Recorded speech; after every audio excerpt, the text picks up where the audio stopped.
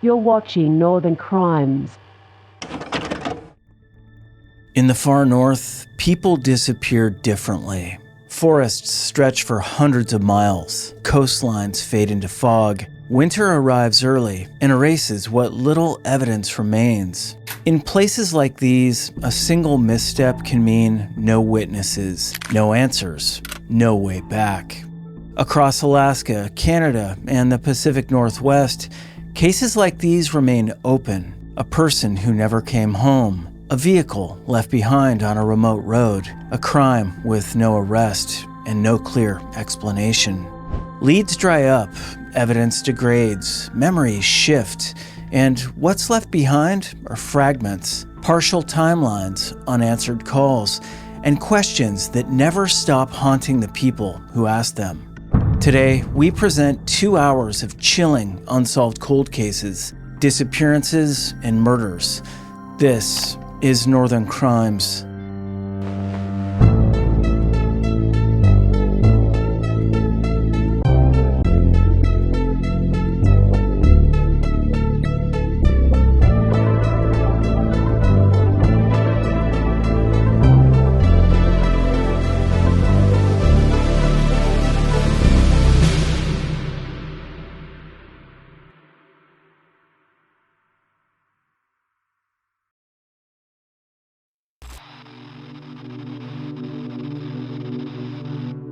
On October 2nd, 2018, 76-year-old Connie Johnson was last seen at Big Rock Base Camp in Idaho County, Idaho. She worked as a camp cook for Ritchie Outfitters, which organized hunting trips in the Montana and Idaho wilderness. What should have been another routine day in the remote backcountry would instead mark the beginning of one of Idaho's most chilling missing persons cases, a mystery that continues to baffle investigators and haunt those who knew her. Connie was born on December 11, 1941, and at 76 years old, she embodied the spirit of the American West. Standing 5 feet 7 inches tall and weighing 140 pounds with blonde hair and blue eyes, she was a retired Forest Service employee who'd spent 25 years working in wilderness areas. Her friends described her as having excellent survival skills and extensive wilderness experience. She wasn't someone who would easily become lost or disoriented in the backcountry. The place where Connie disappeared was only accessible on foot or by horseback, emphasizing just how remote and isolated the location was. She'd been working for Ritchie Outfitters as a camp cook, preparing meals for hunters who came to experience the pristine wilderness of the Idaho backcountry. It was honest work that allowed her to remain connected to the wilderness she'd come to love during her career with the Forest Service. On October 2nd, Connie was last seen when the hunters left the camp for their daily expedition. Everything appeared normal that morning. There were no signs of distress or indication that anything was amiss. The next day, October 3rd, the hunters attempted to make radio contact with Connie from the field, but the transmission was garbled and unclear. They could hear her voice, but were unable to understand what she was saying. This would be the last time anyone would hear from Connie Johnson. When the hunters returned to the campsite on October 5th, they discovered a scene that immediately concerned them. Connie and her border collie dog named Ace were both gone. Even more disturbing was what she left behind. Her jacket was found lying on a table, placed directly on top of her gun. For an experienced wilderness professional to leave her firearm behind was completely out of character and suggested something had gone terribly wrong. The search for Connie began immediately, but the remote location and challenging terrain made the effort extremely difficult. Searchers combed the rugged wilderness for any sign of the missing woman, but despite their best efforts, no trace of Connie was found. The search was officially called off on October 16, 2018, after 2 weeks of intensive searching had yielded no clues about her fate. 3 weeks later, on November 6th, there was a bittersweet development in the case. Ace, Connie's loyal border collie, was found wandering alone at the Moose Creek Ranger Station, approximately 15 miles from the campsite where Connie had disappeared. Although the dog was underweight from his ordeal, he was in relatively good health. The discovery of Ace alive gave investigators hope that he might somehow lead them to Connie, but despite their efforts, there was still no sign of her. Connie's daughter, who lived out of state, firmly rejected any suggestion that her mother's disappearance was intentional. She knew her mother well and was certain that Connie would never voluntarily abandon her responsibilities or disappear without explanation. This was a woman who dedicated her life to serving others and protecting the wilderness. She wasn't someone who would simply walk away from her duties. The mystery of what happened to Connie Johnson in those remote Idaho mountains remains unsolved. Her case represents the vulnerability that exists in America's vast wilderness areas, where help can be days away and where even experienced outdoor professionals can vanish without a trace. Despite extensive searches and investigations, Connie's fate remains unknown, leaving her family and friends to wonder what happened during those final days at Big Rock Base Camp.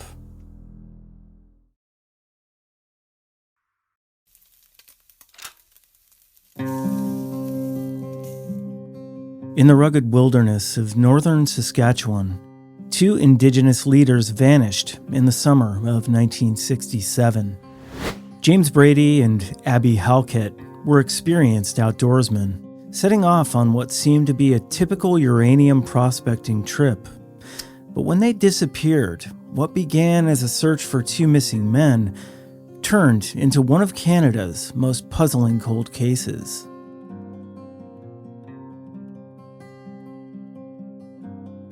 James "Jim" Brady was a prominent Métis activist and a dedicated advocate for Indigenous self-governance.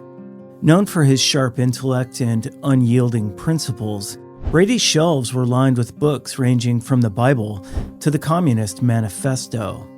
His activism wasn't limited to words. In fact, in 1932, he co-founded the Association of the Métis of Alberta and the Northwest Territories. His influence reached far beyond his community, making him a respected and sometimes divisive figure. On the other hand, Abby Halkett was a band counselor of the Lac La Ronge Indian Band, admired for his empathy and steady leadership.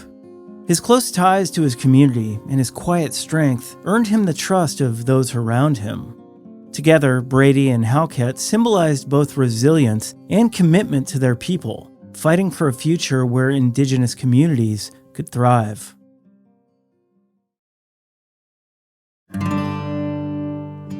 On June 7, 1967, Brady and Halkett set out for their prospecting expedition.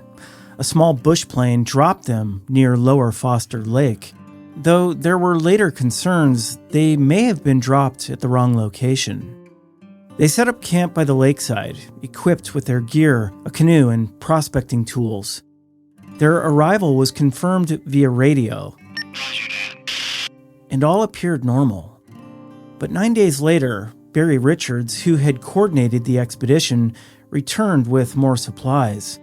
To his shock, the camp was deserted, the only sign of life being an undisturbed canoe tied to a birch tree. There were no footprints, personal items, or clues left behind, just an empty campsite, leaving behind an unsettling silence.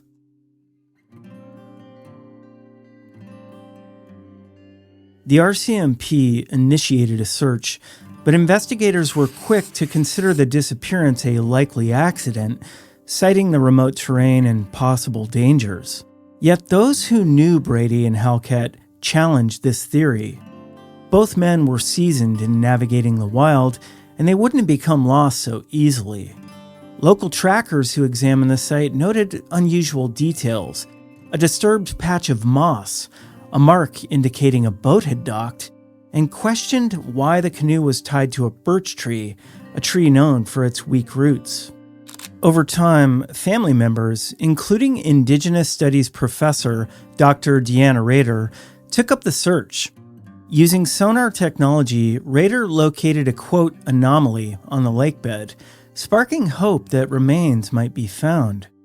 But even today, there has been no definitive confirmation, leaving the case shrouded in mystery.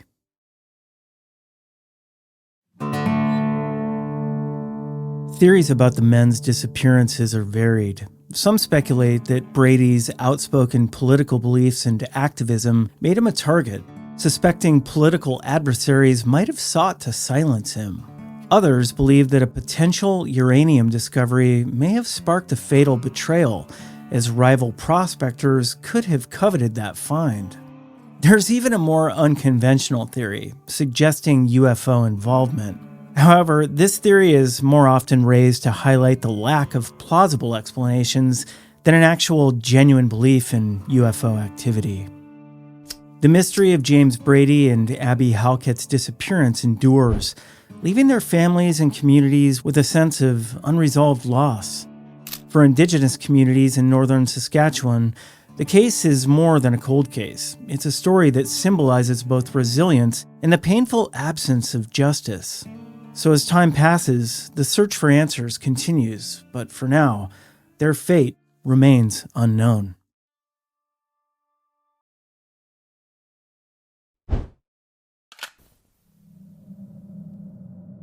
In late June 2020, 45-year-old Fauna Frey set out on a road trip to Grants Pass, Oregon, to distribute her late brother's belongings. However, Fauna never returned, and what was supposed to be a short journey became one of Oregon's most puzzling missing persons cases. To this day, no one knows what happened to her.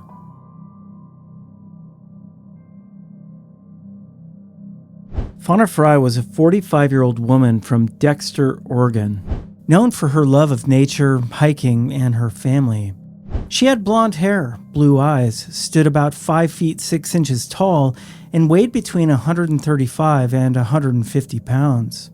Fauna had faced deep personal loss, her mother in 2004, her sister in 2006, and just days before she went missing, her older brother Dallas had passed away. Fauna, who found her brother's body, was devastated and grieving. At the time of her disappearance, she was running a family business with her father and brother, building and selling homes.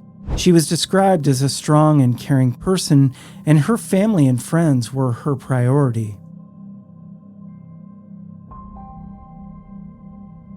On June 27, 2020, Fauna left her home in Dexter, driving her dark blue 2000 Jeep Grand Cherokee to visit friends of her late brother in Grants Pass. She was carrying around $25,000 worth of silver coins, part of her plan to distribute Dallas's belongings.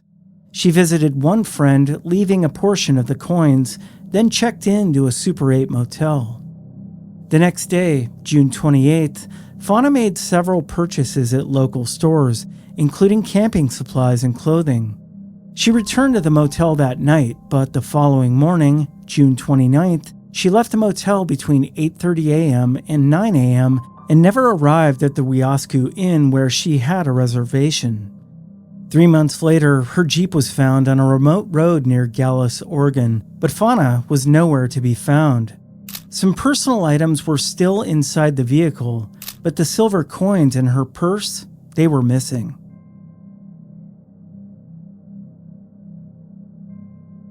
Fauna's father, John Frey, reported her missing on July 5, 2020. Despite extensive search efforts by law enforcement and search and rescue teams, no trace of Fauna was found until her Jeep was discovered. Investigators found no immediate signs of foul play at the scene. In a bizarre turn, a saddlebag with Fauna's name stamped on it was discovered west of Grants Pass on Fish Hatchery Road, an area linked to suspicious activity. Fauna's father believes this could be a critical clue. Additionally, a box of unused hair dye was found in her Jeep, raising questions about whether she'd planned to change her appearance. It was later found out that Fauna had also picked up a hitchhiker during her trip. This was an unusual action for her, though authorities have since ruled the hitchhiker out as a suspect. Fauna's phone and laptop were left at home, as she'd been using a burner phone on the trip, making digital tracking difficult.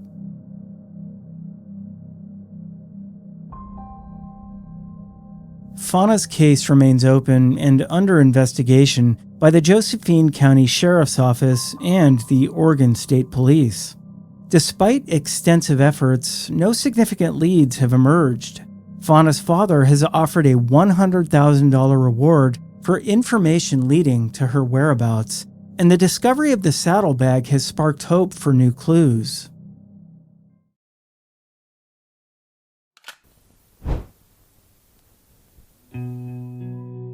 On a cold November night in 2015, Deianne Hastings, a mother of 3 and beauty school student, left a note for her fiancé saying she was running a quick errand.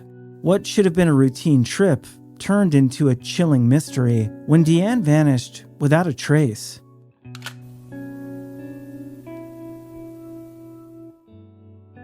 Deianne Hastings was 35 years old, a mother, a beauty school student, and engaged to be married.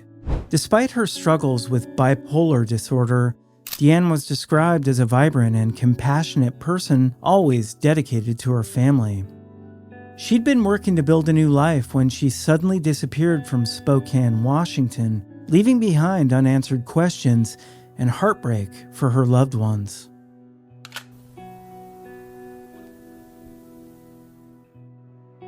On the night of November 3, 2015, Deianne left a note for her fiancé, Mike Tibbetts, saying she had a great day and was going to the store. She never returned. The following day, her car was found parked downtown with her purse, phone, and wallet inside, but her credit cards were missing. Surveillance footage later showed Deianne acting erratically at a local grocery store where she purchased bizarre items, including a bottle of vodka. Witnesses said she seemed confused and had mentioned being drugged and kidnapped. But despite these alarming signs, no one intervened.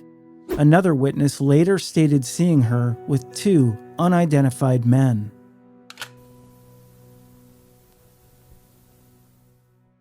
The investigation revealed a strange series of events. A grocery store clerk claimed to have spent the night with Deianne. Another man, Randy Riley, was found using her credit cards, but he denied involvement in her disappearance.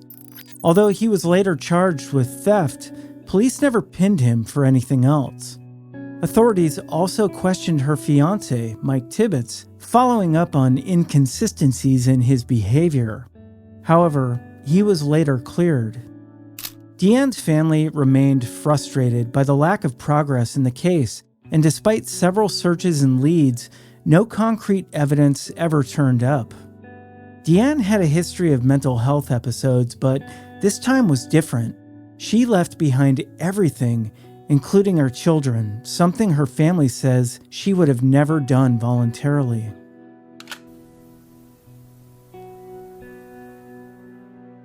Almost a decade later, Deianne Hastings' disappearance remains a cold case. Her fiancé and family continue to search for answers, but no trace of her has been found. Randy Riley, the man who was found with Deianne's credit cards, was sentenced to 13 months in prison in 2016. The grocery store clerk who said he'd spent the night with Deianne later moved to Florida. Although this raised suspicions, police haven't linked him definitively to her disappearance. In the end, Deianne's family believes someone out there knows what happened, and they continue to hold out hope for answers.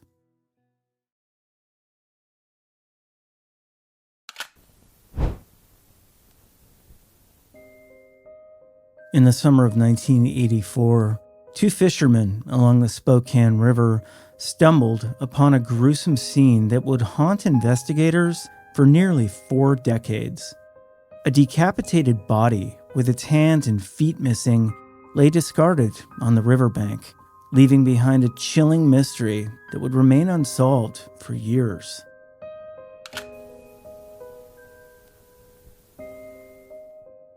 The body, found on June 20, 1984, belonged to a young woman.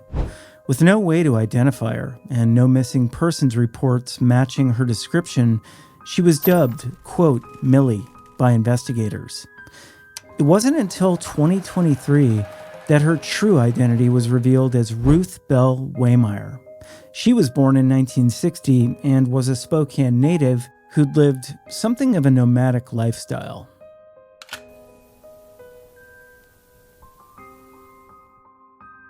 Ruth's body was discovered by the fishermen, but at the time there were no immediate clues to her identity. The case went cold for over 2 decades. Then, in 1998, a woman walking her dog found a skull in Spokane, Washington, in a vacant lot on 7th Avenue and Sherman Street. Forensic testing confirmed that the skull belonged to the body discovered 14 years earlier. Ruth had drifted between Spokane and Wenatchee, Washington, and had never been reported missing, making her case all the more baffling.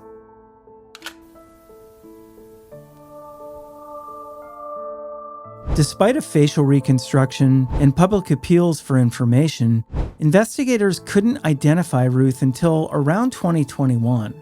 Spokane police worked with Othram, a company specializing in genetic genealogy. They analyzed DNA samples taken from Ruth's remains. In 2023, a DNA match connected Ruth to living family members, including her sister. This discovery finally revealed her identity as Ruth Bell Waymeyer. Ruth had been married twice, and at the time of her death, was married to a man named Trampus Vaughn, a man with a criminal history and ties to Washington and Iowa. While Ruth's identity has now been uncovered, her killer remains unknown. Her second husband, Trampus Vaughn, died in 2017. That said, he's never been ruled out as a suspect. Spokane police are continuing their investigation, hoping to find more clues, including the whereabouts of Ruth's child, who was born just before her death.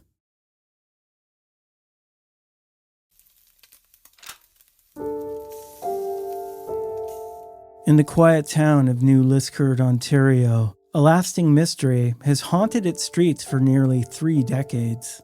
On the night of September 28, 1996, 15-year-old Melanie Ethier set out on a short walk home, a path she'd taken many times before, but she never arrived. As the years have passed, Melanie's case remains unsolved, with few clues and countless questions. What happened to this young girl on that fateful night?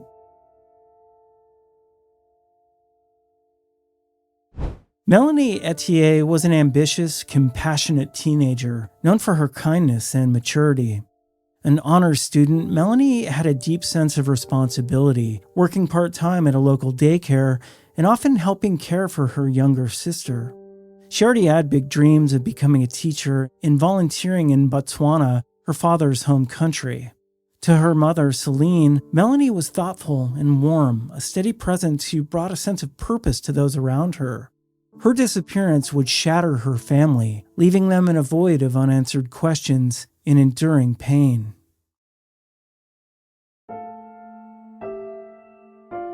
On September 28, 1996, Melanie spent her Saturday night with friends in New Liskeard. The group had rented the movie Sudden Death and spent the evening watching it and hanging out around town.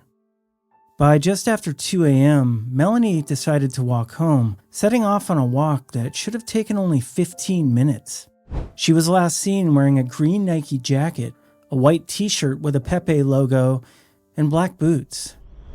Melanie left her friends and began the familiar route down Pine Avenue, crossed over the Armstrong Street Bridge, and disappeared into the night. The bridge marked her last known location, a point along her well-traveled path where all trace of her seemed to vanish. By morning, her absence became clear, and as the hours passed without a sign of her, concern turned into alarm. The Ontario Provincial Police, or OPP, began an extensive investigation as soon as Melanie was reported missing. Officers began a search around her last known location, meticulously covering the Armstrong Street Bridge and the areas along the Wabi River. Helicopters, search dogs, and dive teams joined in the effort.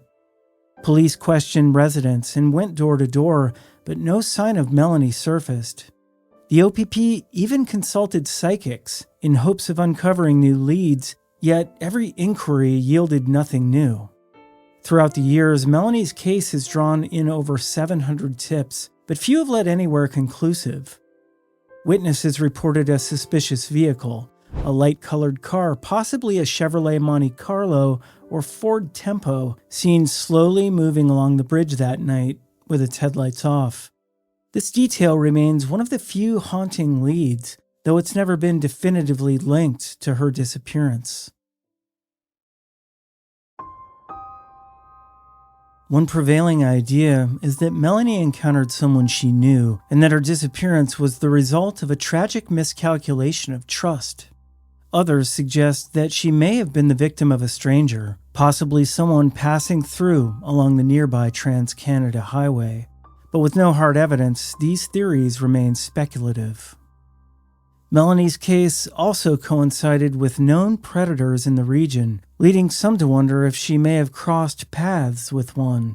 Additionally, whispers of a potential accident, perhaps involving an impaired driver who hit her body in panic, continue to linger, although no evidence has emerged to support this theory.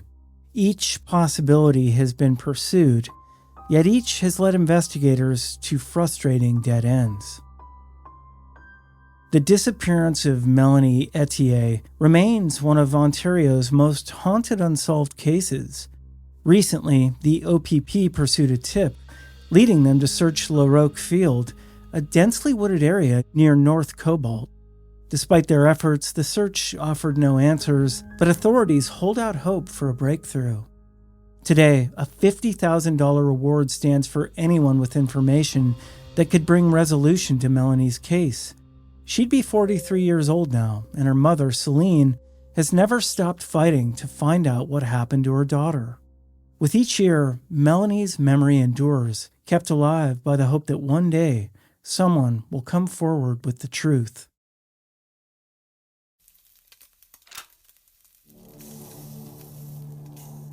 Nestled along the shores of Georgian Bay, Midland, Ontario is a small picturesque town known for its lakeside charm and close-knit community. But on Halloween night in 1998, the town was rocked by a mystery that would haunt its residents for decades. Jake Just, an 18-year-old known for his adventurous spirit and friendly demeanor, vanished without a trace, leaving his family searching for answers in a case that remained shrouded in mystery. Jake Just was a well-liked young man with a magnetic personality. Known for his warmth, loyalty, and natural curiosity, Jake was a Midland teenager through and through. Standing 6 foot 2 inches tall and weighing 170 pounds, he was athletic and confident, with an adventurous streak that made him popular among friends. His mother, Debbie, remembers him as caring, spirited, with big plans for college and a bright future. Jake had also practiced karate since childhood, giving him a reputation as someone who could hold his own.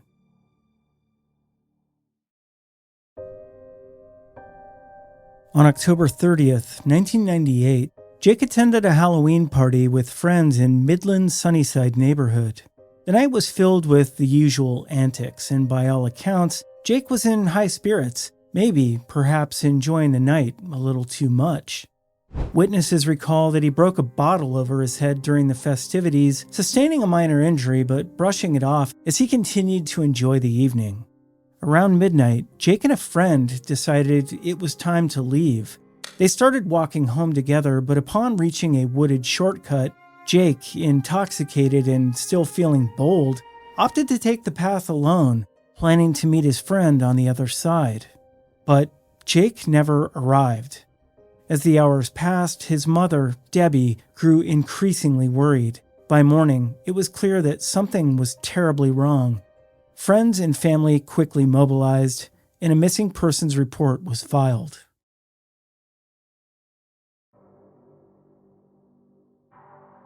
The local police, and later the Ontario Provincial Police, OPP, launched an exhaustive search, combing through the woods Jake had entered. Over 8 days, volunteers, family members, and friends scoured the area.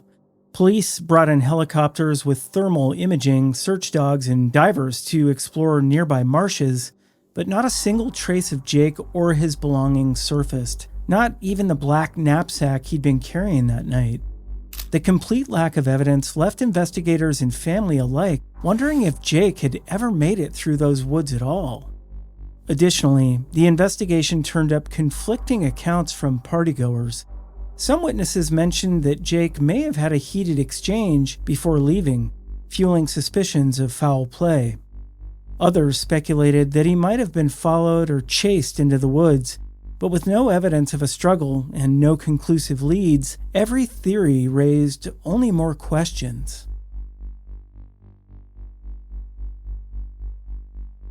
Over the years, multiple theories about Jake's disappearance have emerged.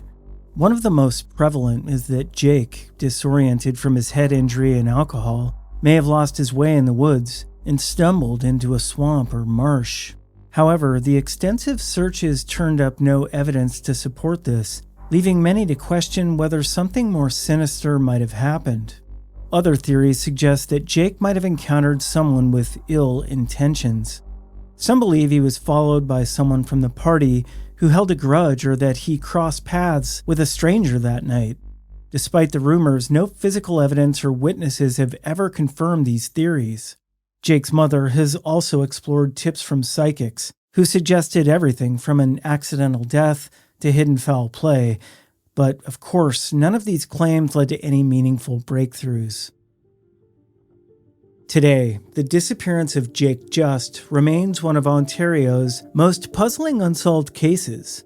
The OPP, committed to finding the truth, continue to keep the file open. The $50,000 reward for information leading to an arrest or conviction still stands, with authorities urging anyone who might know something to come forward. For Debbie, the pain of not knowing what happened to her son endures. Each Halloween, the anniversary of his disappearance serves as a somber reminder to the community and his family. Midland still remembers Jake, holding out hope that someday a piece of the puzzle will emerge, finally shedding some light on the truth behind his disappearance.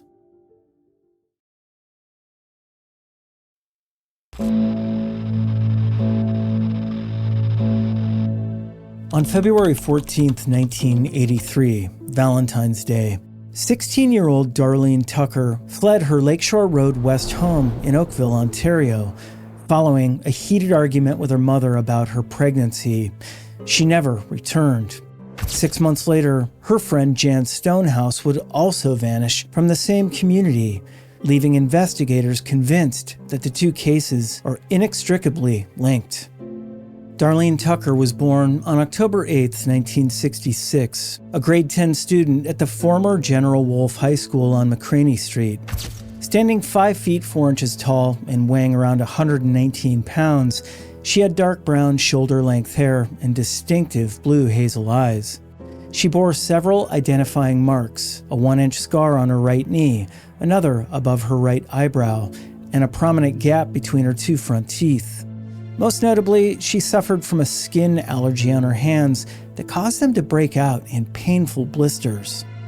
After discovering her pregnancy, Darlene had moved in with her boyfriend in Oakville, but the arrangement was short-lived. According to police files, she left her boyfriend's home after about a week due to conflicts over another man she was seeing in Toronto. Her boyfriend's father reported her missing when she failed to return, marking the beginning of a case that would span decades. In the months following her disappearance, there were tantalizing signs that Darlene was still alive. She made several collect calls to her mother from payphones in Huntsville, Ontario, where the Tucker family owned a vacation trailer. These calls provided hope that she was safe, but they would be the last contact her family would ever have with her. The case took on new dimensions when investigators learned of confirmed sightings in the years that followed. In 1985, Darlene was spotted working as a waitress in downtown Toronto. Significantly, this was the year she turned 18 and would have been eligible to collect money from a trust fund, yet she never claimed the thousands of dollars waiting for her. In 1987, there was another confirmed sighting in the Haliburton area, but this time she wasn't alone. 6 months after Darlene's disappearance, tragedy struck again in Oakville. On August 8, 1983, 16-year-old Genesina Jan Stonehouse vanished from her Elm Road home. Known as Jan to friends and Sina to family, she was described as white, of medium build, standing about 5 feet 4 inches tall, and weighing 110 pounds. She had green eyes and wavy, shoulder-length blonde hair. Jan's disappearance occurred under particularly heartbreaking circumstances. Her mother was dying of cancer in the hospital and desperately wanted to see her daughter one last time. Jan had a history of running away from home, but her father reported her missing because he knew how much her mother needed her. Tragically, both of Jan's parents would die without ever learning what happened to their daughter. Like Darlene, Jan was also pregnant at the time of her disappearance. The similarities between the two cases were too significant for investigators to ignore. Two pregnant 16-year-olds from the same small Ontario community vanishing within months of each other. Police became convinced that the cases were connected, and their suspicions would prove justified. The breakthrough came with that 1987 sighting in the Haliburton area. Witnesses reported seeing both Darlene and Jan together, confirming what investigators had long suspected. The two friends had disappeared together and were living somewhere under assumed identities. But this would be the last confirmed sighting of either young woman. The investigation highlighted the challenges facing pregnant teenagers in 1983. With limited support systems and social stigma surrounding teen pregnancy, some young women felt they had no choice but to disappear entirely. Detective Constable Steve Martin, who inherited the investigation, believes the girls left of their own free will and are likely still alive somewhere, possibly having changed their names through marriage or other means. The case gained renewed attention when Darlene's DNA was tested against victims of notorious serial killer Robert Pickton, but no match was found. This provided some relief to her family, but still left the fundamental question unanswered. Where are Darlene and Jan? Over the years, various tips and potential sightings have emerged. In the early 2010s, a tip led investigators to examine Facebook profiles of two women who bore resemblances to the missing girls, but DNA testing ruled them out. The search continues, with both cases remaining open files with Halton Regional Police.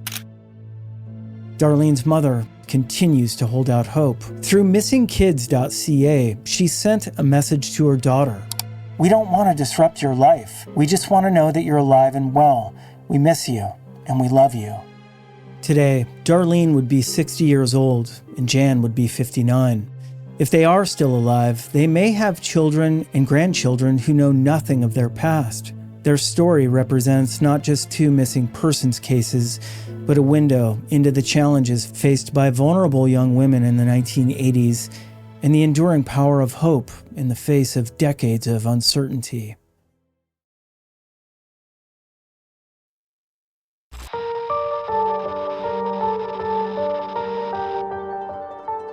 On August 26, 2006, 70-year-old Stephanie Stewart vanished from the Athabasca Fire Lookout Tower in the remote wilderness of northwestern Alberta. What began as a routine day of fire spotting in the dense mountain forest would end with a mystery that has baffled investigators for nearly 2 decades. Stephanie Stewart was no ordinary 70-year-old. Born with an adventurous spirit that defied her age, she'd spent 18 years working as a wildfire spotter for Alberta's Natural Resources Department. For the last 13 years of her career, she'd made the isolated Athabasca Lookout Tower her summer home, spending each season from April through September scanning the horizon for signs of smoke.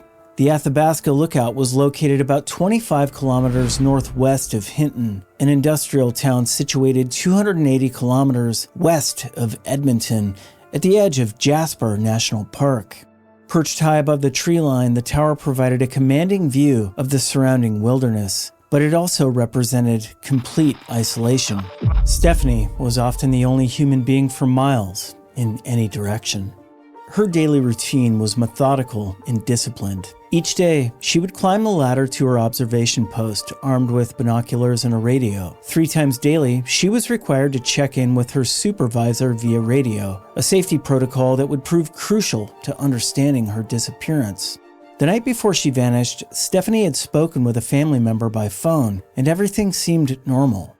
But on the morning of August 26th, something went terribly wrong. When Stephanie failed to make her routine radio check-in, alarm bells immediately rang at the forestry office. This was a woman who'd never missed a scheduled contact in 18 years of service. Another fire spotter was immediately dispatched to check on her welfare. What they found at the Athabasca Lookout was deeply disturbing. Stephanie was gone, but the scene left behind told a chilling story. A pot of water had been left boiling on the stove, suggesting she'd been interrupted in the middle of a routine task. Her truck was still parked outside the cabin, keys inside, indicating she hadn't planned to go anywhere. Most ominously, several personal items were missing from her living quarters: 2 pillows with blue covers, a burgundy bedsheet, a Navajo-patterned duvet, and a gold watch. The investigation that followed was extensive but frustrating. Despite being described as very active and healthy for her age, she'd cycled solo across Canada and climbed Mount Kilimanjaro, there were no signs that Stephanie had simply wandered off. The missing bedding and personal items suggested something far more sinister. Investigators quickly ruled out natural causes. There were no signs of animal attack, no evidence of a medical emergency, and no indication that Stephanie had suffered an accident. The forensic evidence and crime scene analysis led officers to a disturbing conclusion. Stephanie Stewart had been the victim of foul play. The case took on additional significance when authorities implemented sweeping safety changes across Alberta's 127 fire lookouts. Signs that once directed visitors to popular lookouts were removed. Gates were installed and locked at road-accessible towers. Cabins were reinforced with steel doors, shatterproof glass, and improved locks. Brush was cleared to increase visibility around structures. Fire spotters were equipped with radios, personal locator beacons, and panic buttons. They were required to check in more frequently and receive training in covert radio codes to discreetly signal distress. Most significantly, all lookout staff were now required to take self-defense training. Despite these improvements and a $20,000 reward offered for information leading to an arrest, Stephanie Stewart's case remains unsolved. The woman who spent nearly 2 decades protecting Alberta's forests from fire became the victim of a different kind of predator, one who's never been brought to justice.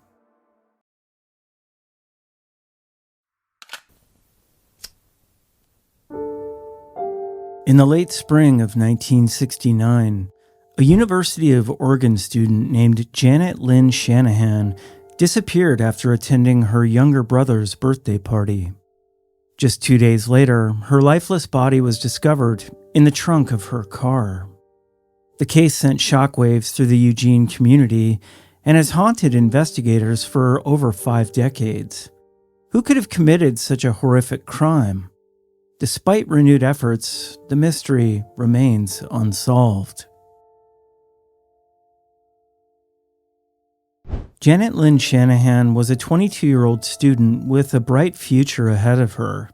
An honor student at the University of Oregon, she was studying to become a teacher and was known for her kind and gregarious nature. Janet had recently celebrated her 10-month anniversary with her husband, Christopher, and was a beloved member of her family. She graduated from Willamette High School and had maintained close ties to her community. Everyone who knew her described her as a shining light, full of life and promise. On April 21st, 1969, Janet attended her 15-year-old brother's birthday party at her family's home on Rutledge Street in West Eugene. After the celebration, Janet was last seen leaving with her sister to run a few errands, picking up food and a magazine for her husband, but she never made it back to their apartment. When her husband, Christopher Shanahan, realized she hadn't returned, he reported her missing the next day. On April 23rd, just 2 days after she vanished, Christopher and Janet's sister went searching for her car.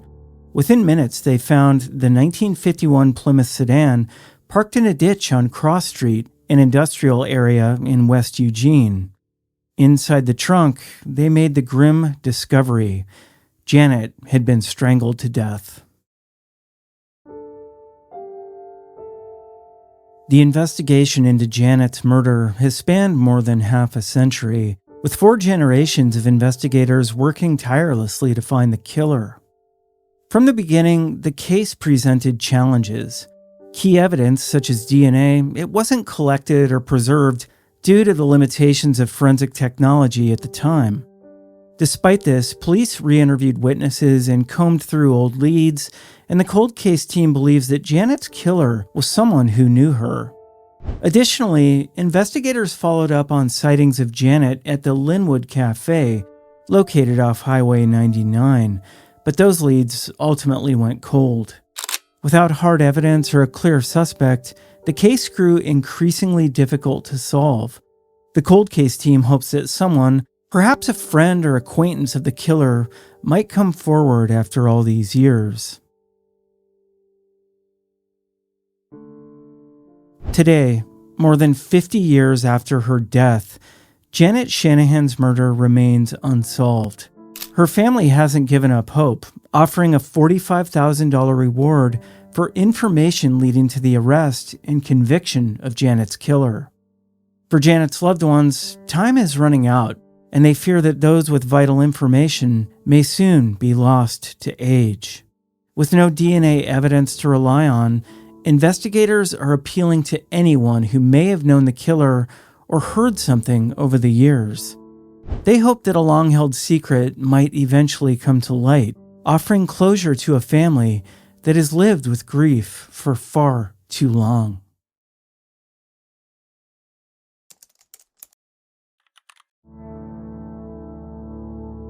In 1979, Gijsberg Simon Ben Kistaker, a 26-year-old Dutch traveler, embarked on an American road trip that turned tragic. His body was found months later in a remote Washington gravel pit, turning what began as an adventurous dream into a nightmare with no end. Ben Kistaker was a Dutch adventurer eager to explore America. After arriving in the U.S. in May 1979, he bought a blue and white 1968 Chevy van and began a cross-country journey. Picking up hitchhikers along the way, his journey took him through Florida, Texas, California, and up the Pacific coast towards Vancouver, BC.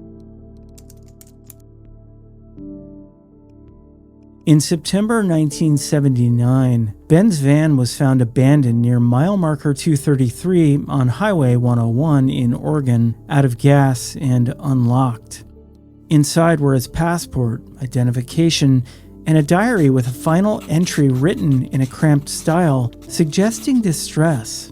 Despite these alarming clues, Ben was missing. On Christmas Day, 3 months later, hunters found his body in an old gravel pit near Rockport, Washington, over 8 hours from where his van had been found. Ben had been shot in the head, likely executed at close range, and his body was left in the pit.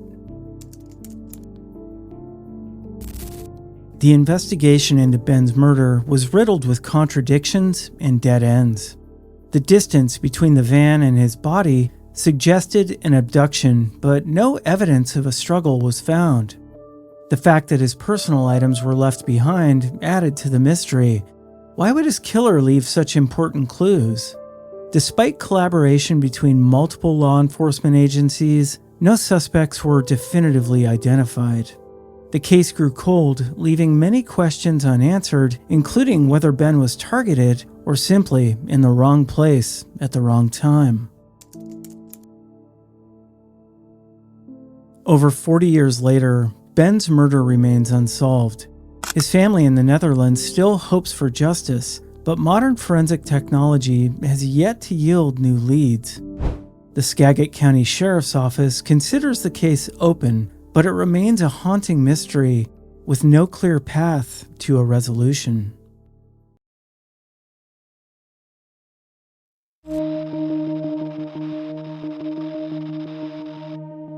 On a warm Friday evening in May 1999, 20-year-old Tammy Lynn Lamondin Gagnon left her Newmarket, Ontario home to meet friends for what should have been an ordinary night out. She was an industrious young woman with interests in yoga, poetry, and numerology, working 2 jobs while taking driving lessons and dreaming of becoming a marine biologist. By Saturday morning, she'd vanished without a trace, leaving behind a mystery that would haunt her family and investigators for over 25 years.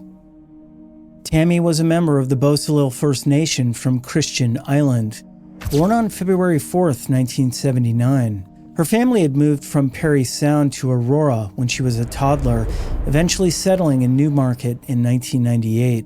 Standing 5'6" to 5 foot 8 inches tall, with blue eyes and short brown hair, she had a distinctive dolphin tattoo on her right ankle and was left-handed, details that would become crucial in the search that followed. The night of May 28, 1999 began routinely enough. Tammy spent time at a bar on Main Street in Newmarket before moving to a local nightclub with 3 acquaintances, including 27-year-old Paul Klassen from nearby Goodwood. The group then attended a party at a house on Millard Street in Stouffville, which belonged to Klassen's sister. What happened next would become the focal point of one of Ontario's most perplexing missing persons cases. According to Klassen, after the party ended, he drove Tammy to Fairy Lake Park in Newmarket, a popular nighttime hangout for local youth. He claimed he dropped her off around 2 a.m. on Saturday, May 29, 1999. This was the last confirmed sighting of Tammy alive. She was wearing blue denim overalls with blue and red striped straps, a yellow tank top, and Birkenstock sandals with 3 straps and painted flowers. When Tammy failed to return home or contact her family, concern quickly escalated into panic. Her mother, Jacqueline Gagnon, knew something was terribly wrong. Tammy wasn't the type to disappear without word. By Sunday, a missing person report had been filed with York Regional Police.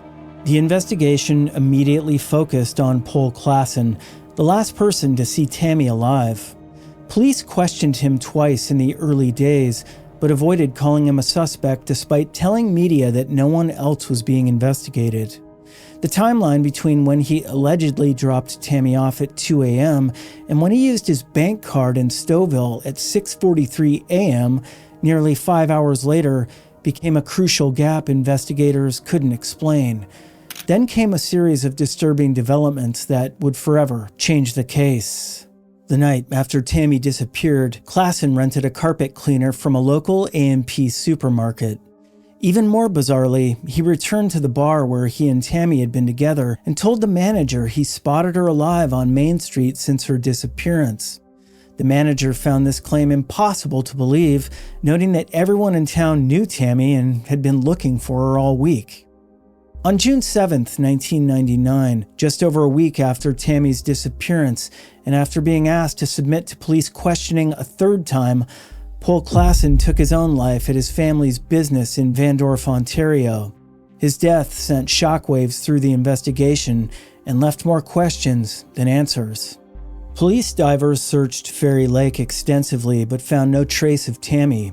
Her sister's home was declared a crime scene, and evidence recovered from the house triggered thorough searches of the surrounding area in early July. Despite these efforts, no significant leads emerged. The investigation expanded to include over 100 participants, police officers, volunteers, and family members who refused to give up hope. Jacqueline Gagnon hired private investigator Brian King and set up a trust fund to cover search expenses. She personally joined ground searches, telling media, "Tammy's somewhere. We look, we scan the ditches, we check, we double check, and then we check again." By the 2nd year, interest had waned dramatically. Only Jacqueline and her son Darren, Tammy's brother, continued actively investigating her disappearance. Today, over 25 years later, Tammy's case remains officially unsolved, investigated as a cold case by York Regional Police's Homicide Unit. Her family filed to have a death certificate issued in 2015 after 16 years without communication. But the questions surrounding that night in May 1999 persist.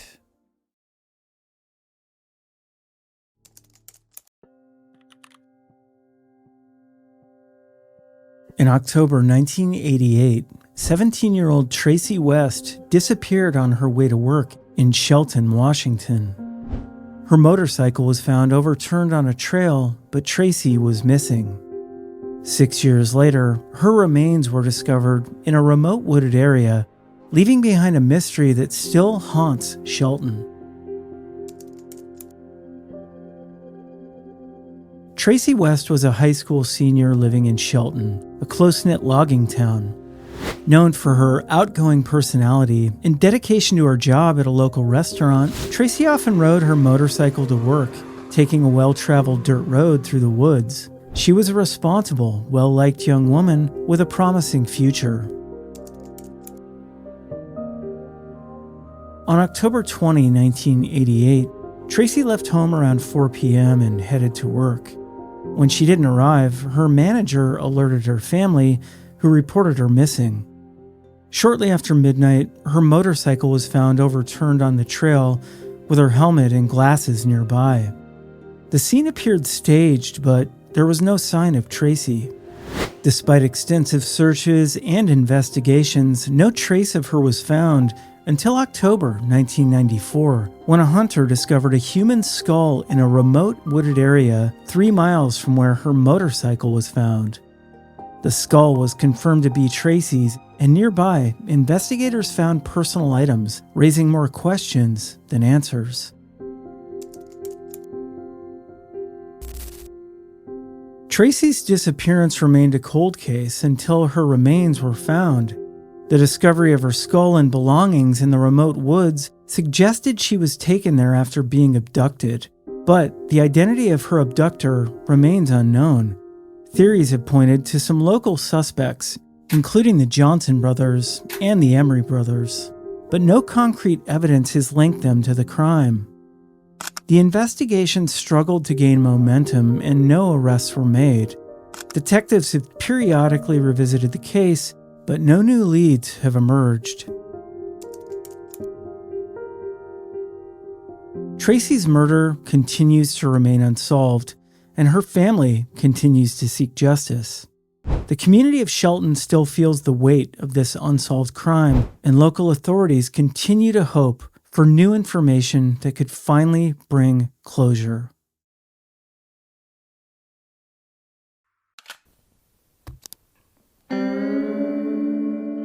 In 1984, a 26-year-old man from an infamous outlaw family goes missing from Eugene, Oregon. 4 decades later, he's still listed as a missing person, yet the shadow cast over his family and the community has only grown darker with time. Today, we'll explore the mysterious disappearance of Jerome Clements Charles.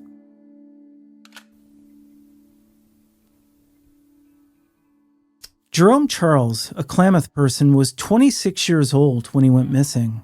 Standing 5 foot 10 inches tall and weighing 160 pounds, Jerome had black hair and brown eyes. He had several tattoos and scars, including marks on his forehead, left arm, upper right arm, right hand, and near his right eye. Despite coming from a family with a troubled history, Jerome was determined to make his way in life after being released on parole following a 1-year sentence for theft.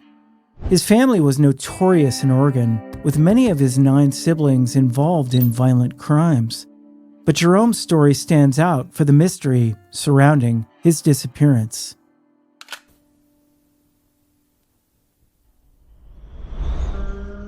On June 2, 1984, Jerome left his father's house on West 3rd Street in Eugene, Oregon, saying he was going for a walk and that he'd return in a couple of hours. But he never came back and was never seen again. Jerome had been out on parole for nearly 17 months, and his sudden disappearance raised suspicions. His father believed Jerome may have been killed, but no solid evidence or suspects have ever emerged in the decades since he vanished.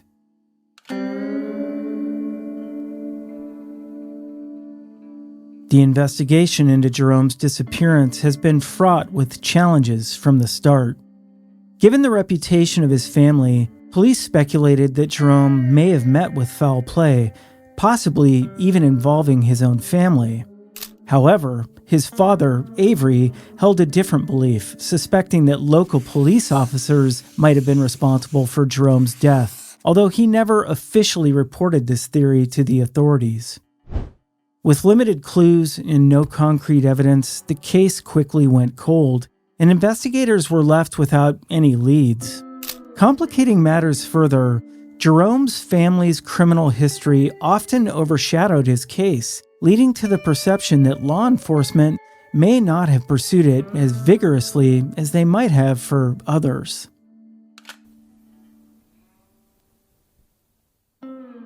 Nearly 4 decades later, Jerome's case remains unsolved. No new leads have surfaced, and no suspects have been identified. His father's suspicions of police involvement and the family's notorious background cast a long shadow over the investigation, but Jerome's fate remains a mystery.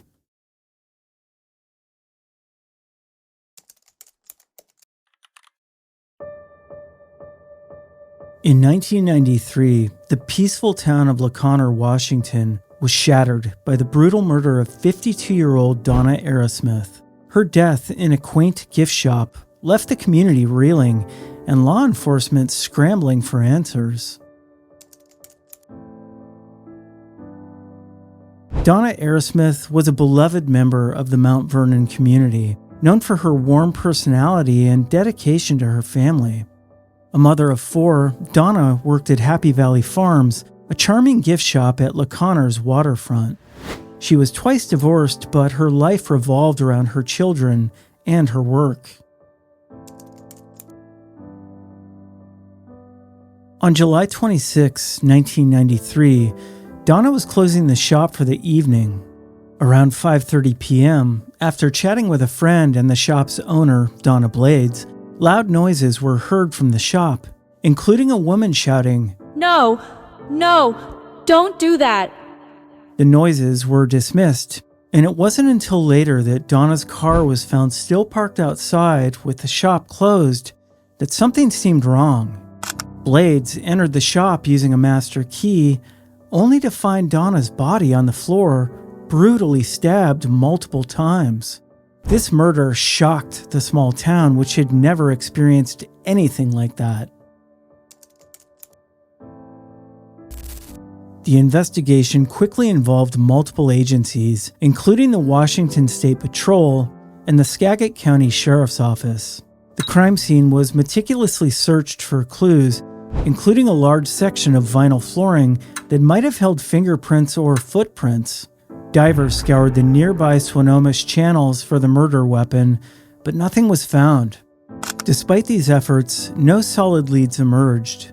Investigators struggled with the possibility that the murder was a robbery gone wrong, but the motive remained unclear.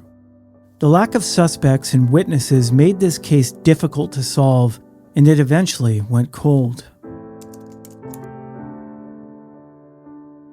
Nearly 3 decades later, Donna's murder remains unsolved. Her children continue to live with the pain of not knowing who took their mother's life or why. The community of LaConner has changed, but the memory of Donna's tragic death lingers, a reminder of the violence that once shattered this town's peace.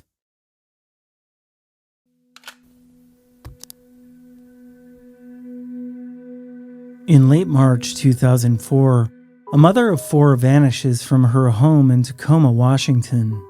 Days later, her house sits silent. Her family waits for a call that will never come. What happened to Giovana Tyler? Was it foul play, or did she simply disappear into the night? Her sudden vanishing has left law enforcement puzzled, and her loved ones desperate for answers.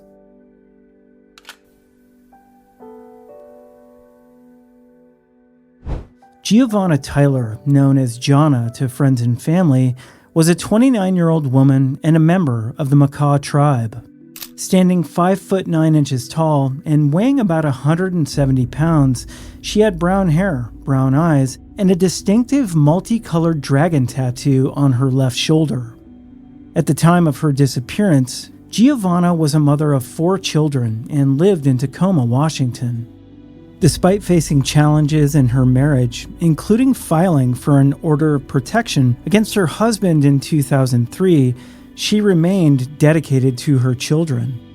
Giovana had ties to both Tacoma and Neah Bay, where her husband eventually moved after she disappeared.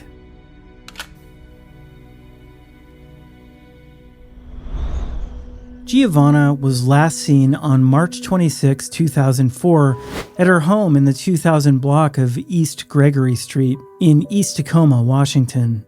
For nearly 2 weeks, no one had seen or heard from her. Concerned, her family reported her missing on April 15, 2004. The circumstances of her disappearance immediately raised suspicions. Giovana's relationship with her husband had been strained. In fact, she'd taken steps to protect herself by filing a restraining order just months before. Then, after her disappearance, the husband moved with their children back to Neah Bay. However, investigators found no clear link between his move and Giovana's vanishing.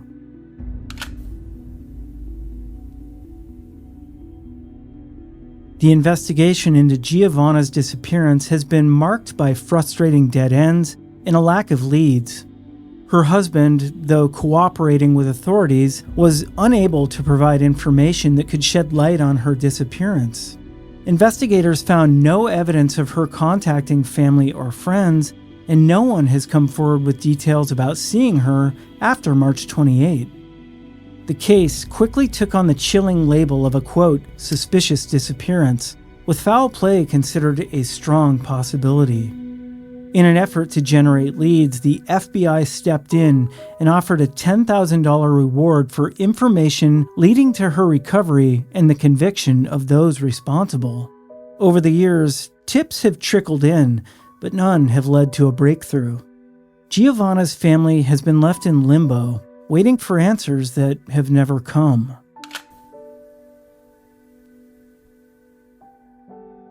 20 years later, Giovana Tyler's case remains unsolved.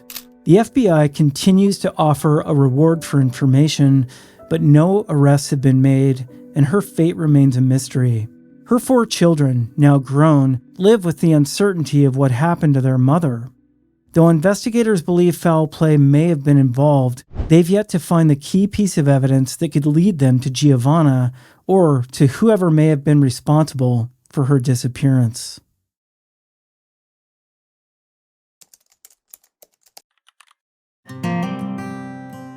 In January 1998, the quiet community of Big Lake, Washington was rocked by the murder of 30-year-old Jeff Reynolds.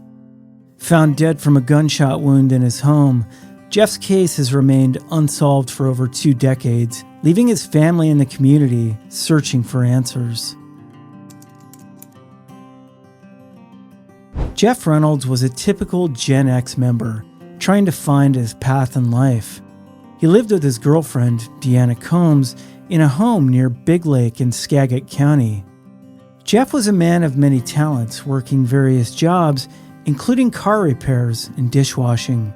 He was also a passionate musician, playing bass in a band with his half-brother, Jamie Reynolds. On January 21, 1998, Deanna Combs returned home from work to find Jeff dead from a gunshot wound. The house showed no signs of forced entry, leading detectives to believe that Jeff likely knew his killer. The scene inside suggested a possible connection to the local drug trade, as drug paraphernalia, large amounts of cash, and scales were found scattered around. Despite these clues, the motive behind Jeff's murder remained unclear, and no suspects were definitively identified.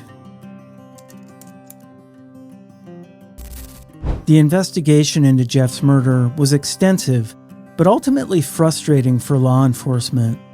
Detectives from the Skagit County Sheriff's Office followed hundreds of leads and even interviewed numerous persons of interest, but they never gathered enough evidence to make an arrest.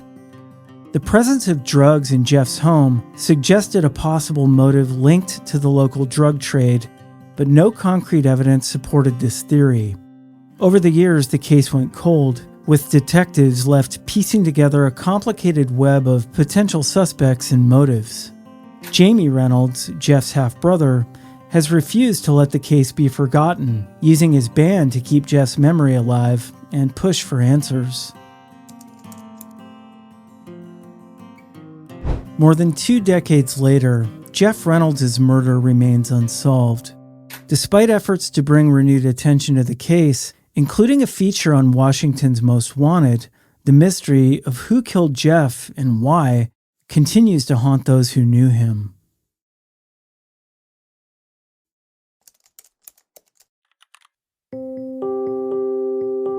On December 2, 2000, 50-year-old Sharon Christine Anderson left her home in Stanwood, Washington to run errands and do some Christmas shopping. She was supposed to return by 4:30 p.m., but she never did.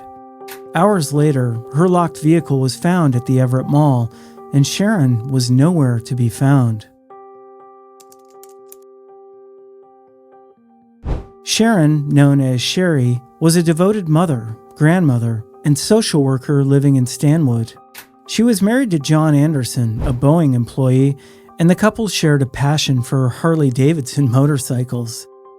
Sherry was a reliable, hardworking woman who was loved by her family and friends. On the morning of December 2, 2000, Sherry left home around 9 a.m., planning to run errands and shop at the Everett Mall. She intended to return by 4:30 p.m. to attend a motorcycle show with her husband. When John woke up from a nap at 5:30 p.m., he realized Sherry hadn't returned. Her best friend, named Mary, found Sherry's silver Toyota 4Runner parked near the entrance of Mervyn's at the Everett Mall around 10 p.m. Inside the locked vehicle were Sherry's cell phone and gun, but there were no shopping bags. Since that day, there has been no activity on Sherry's credit card, bank accounts, or social security number, and no trace of her has ever been discovered. The disappearance of Sherry Anderson left investigators puzzled. Despite extensive searches around the mall and nearby areas, no clues were ever found. Friends and family, convinced that Sherry would never have walked away from her life, worked tirelessly to keep her case in the public eye. Flyers were spread across the Seattle area, and Sherry's story was featured on cold case playing cards distributed to inmates in Washington state prisons, but no substantial leads emerged. One theory suggests Sherry never made it inside the mall, and that her car was planted there, but this has never been confirmed. Suspicion also fell on a client who had threatened Sherry, but it's unclear if this lead was ever fully pursued. Over 20 years later, Sherry's disappearance remains unsolved. She's been declared legally dead, but her family and friends continue to search for the truth. This case remains a haunting mystery, with no resolution in sight.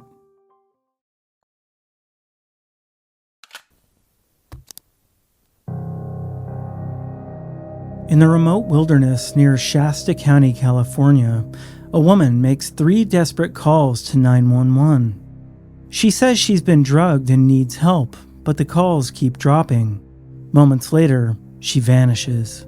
What happened to Heather Cameron on that fateful day in August 2012? Was it an accident, or did something more sinister unfold in the desolate landscape near Keswick Dam?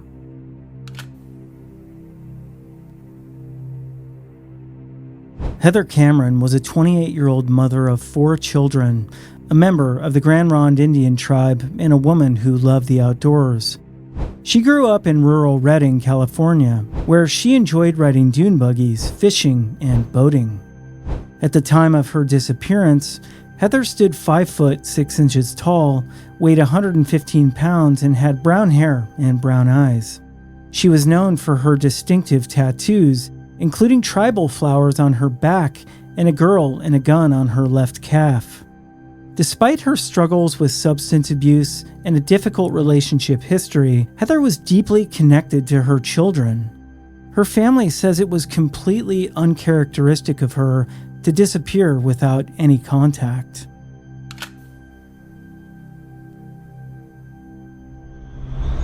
On August 18, 2012, Heather was last seen with her ex-boyfriend, Daniel Lusby, heading to the remote Keswick Dam area, about 20 miles outside of Redding, California. Around 2:50 p.m., she made 3 frantic 911 calls using Lusby's phone, telling operators that she'd been drugged with heroin and needed help. A male voice could be heard in the background during these calls, but poor phone reception caused them to drop repeatedly. That was the last anyone heard from Heather. It wasn't until September 4, 2012, that her estranged husband officially reported her missing. By then, nearly 2 weeks had passed with no word from Heather, and her family feared the worst.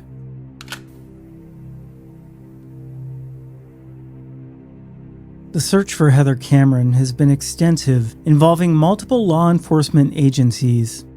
Investigators focused their efforts on the remote area where she was last known to be, conducting searches by all-terrain vehicles and helicopters, but no clues were found. Lusby, Heather's ex-boyfriend, was interviewed by police multiple times. He claimed Heather had walked off with his phone on the day she disappeared, and that was the last he saw of her. However, the phone was never recovered, and Lusby remains a person of interest in this case, though he's never been charged.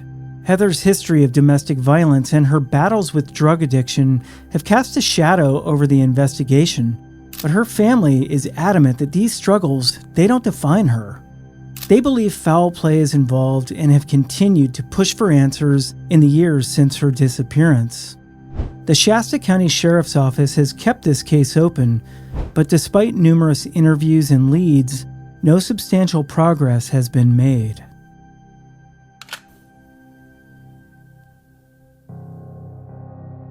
More than a decade has passed since Heather Cameron disappeared, and her whereabouts still remain unknown.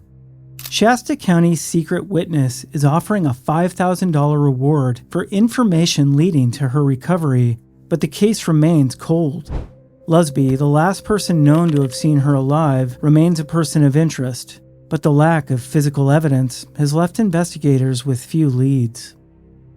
Heather Cameron's disappearance is yet another tragic example of the many Indigenous women who vanish without a trace.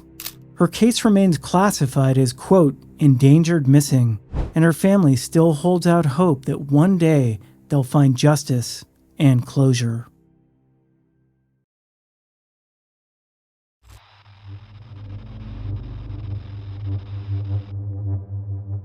On July 28, 2012, 40-year-old Isaac Lee Roberts rode his Harley-Davidson motorcycle from Coeur d'Alene, Idaho, to the small town of Joseph, Oregon, for what should have been a nostalgic weekend at Chief Joseph Days. The annual festival held special meaning for Isaac. He was a 1990 graduate of Joseph High School, returning to reconnect with old friends in the northeastern Oregon mountains where he grew up. Instead, this homecoming would mark the beginning of one of the region's most perplexing disappearances. Isaac was a construction worker between jobs, described by his family as a devoted husband to his wife Shauna. Standing 6 feet 3 inches tall and weighing 215 pounds, he had ash blonde hair, green eyes, and a distinctive long goatee.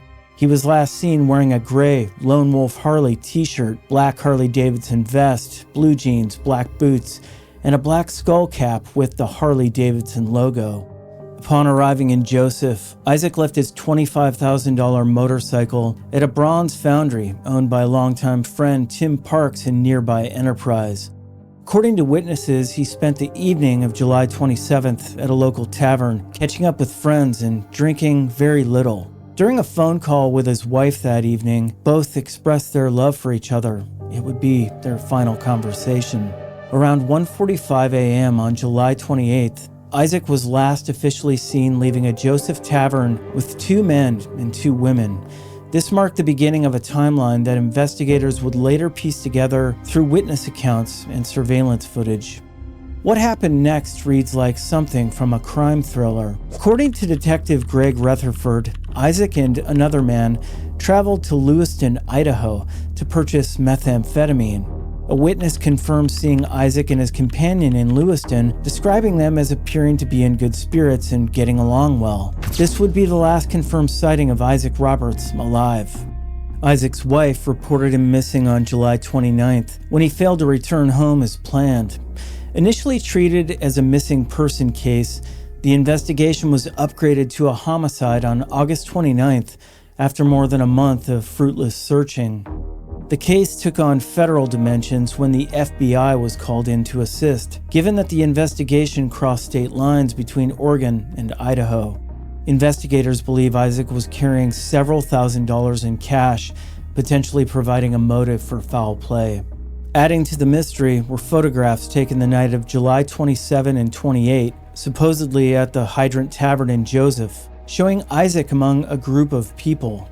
His father, Mark Roberts, could identify most people in the photo, but remains puzzled by the identity of the photographer. More than 100 days after Isaac's disappearance, the case remained active, but without significant breakthroughs. Detective Rutherford theorized that Isaac's body might be somewhere in the vast, rugged backcountry where Oregon, Idaho, and Washington converge, an area so massive and remote that recovery seems nearly impossible. Isaac's family offered a reward of up to $10,000 for information leading to his location, desperately hoping someone would come forward with answers about what happened during those final hours in Lewiston. If you have information about Isaac Roberts, contact Oregon State Police at 541-963-7174.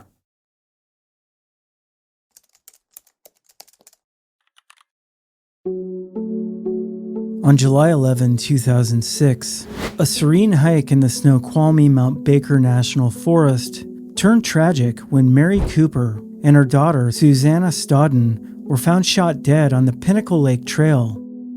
This senseless act of violence remains unsolved.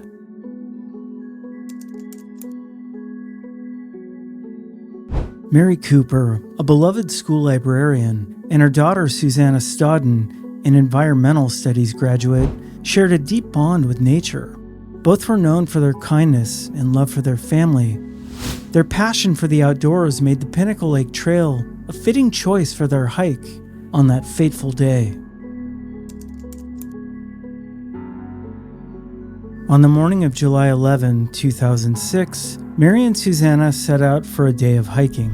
Originally planning to hike Mount Pilchuck, they changed their itinerary due to concerns about snow and instead headed for Pinnacle Lake. Their bodies were discovered later that day on the trail, both shot in the head. The brutal nature of the crime shocked the community, and the partially removed clothing suggested a potential sexual assault, adding to the horror. The Snohomish County Sheriff's Office launched an extensive investigation but found few leads. Mary's husband, David Stodden, was initially considered a suspect, but he was cleared after passing multiple polygraph tests. Frustrated by the lack of progress, David took matters into his own hands, creating a documentary about the murders and offering a monetary reward for anybody who had information. Despite these efforts, no suspects were identified, and the case grew cold. The isolated location and lack of witnesses hindered the investigation, leaving detectives baffled.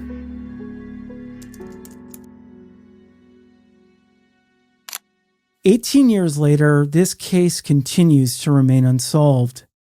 The Snohomish County Sheriff's Office continues to seek tips, but no new leads have emerged. The Pinnacle Lake murders are a haunting reminder of the violence that shattered 2 lives, and the mystery remains as deep as the forest where they were killed."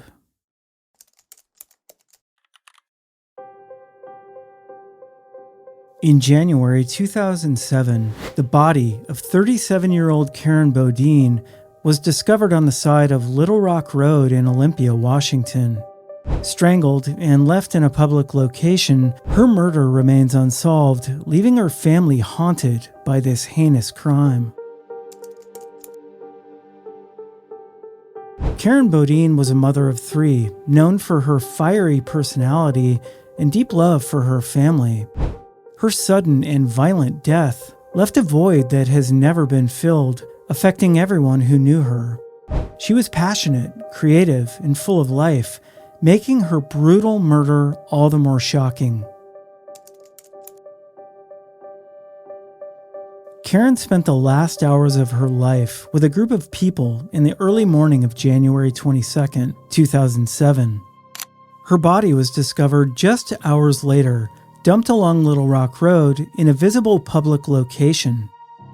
The ligature used to strangle her was still around her neck, and the way her body was left suggests the killer wanted to shock the community and send a twisted message.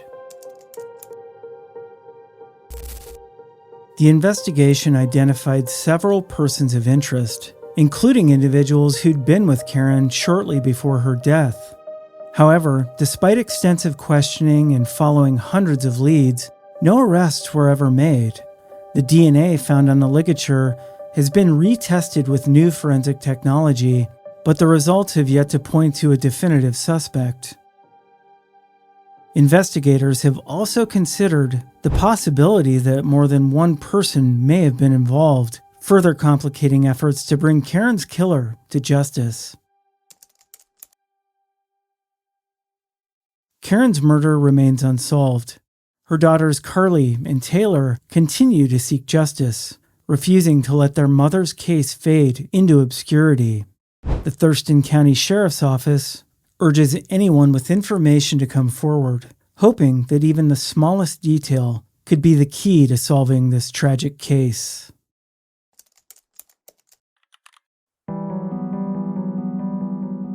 In February 2019, 20-year-old Matthew Anfeld disappeared from his hometown of Grand Mound. Nearly 5 years later, the discovery of his remains deepened the mystery surrounding his death, leaving his family hoping for any trace of resolution. Matthew Daniel Anfeld was born on January 27, 1999, in Washington State. Known for his close relationship with his family, especially his mother Sarah, Matthew was full of life and passionate about wrestling and music. Despite some struggles with substance abuse, he remained determined to build a better future. On February 28, 2019, Matthew spent the day with his sister, bowling and planning to watch movies at their family home. After leaving the room to retrieve his phone, Matthew never returned. Witnesses reported seeing him acting erratically, claiming people were after him and that his family had been killed. He was last seen at a Speedway grocery store where he appeared disheveled and scared. He fled before police could arrive, and that was the last time anyone saw him alive. The Thurston County Sheriff's Office launched an extensive search using drones, search dogs, and canvassing the area. Despite these efforts, no trace of Matthew was found. Investigators considered a mental health crisis, possibly exacerbated by drug use, and looked into an assault he suffered in December 2018 when he was attacked by 3 men who carved the word "kill" into his chest. Despite numerous tips and leads, the investigation stalled. Then, the discovery of Matthew's remains in a remote area nearly 5 years later raised new questions, particularly how he ended up so far from where he was last seen. On October 28, 2023, Matthew's remains were discovered by a hunter in a remote area of Thurston County. Investigators haven't been clear exactly where this was, only describing it as the, quote, Greater Rochester Grand Mound area. The investigation into how he died remains ongoing, with detectives seeking to determine if foul play was involved. The discovery has brought some closure to his family, but many questions remain unanswered.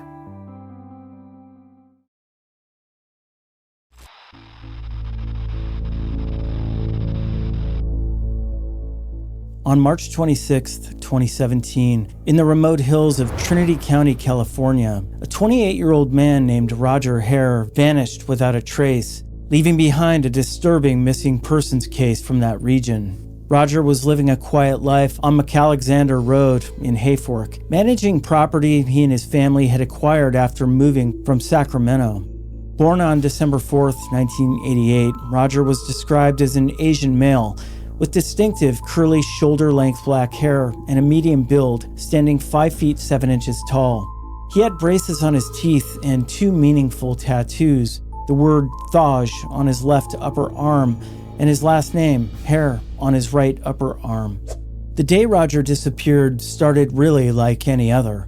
At 1:24 p.m. on that Sunday afternoon, he was last seen on his property in the 2100 block of McAlexander Road with an unidentified person. This brief encounter would be the final confirmed sighting of Roger alive. When concerned relatives arrived to check on him later that evening, they discovered a scene that immediately raised alarm bells. The fireplace was still burning, casting flickering shadows across the room. The television remained on, its glow illuminating an otherwise empty house. Roger's wallet sat undisturbed where he'd left it, but Roger himself was nowhere to be found. What made the disappearance particularly unsettling was what Roger was wearing when he vanished: a hooded sweatshirt, gray sweatpants, and Croc slippers. This casual attire suggested he hadn't planned to go far away from his property, making his absence all the more mysterious. The Trinity County Sheriff's Office received the missing person report at approximately 9:39 p.m. on March 27th, launching an investigation that would span years without any resolution.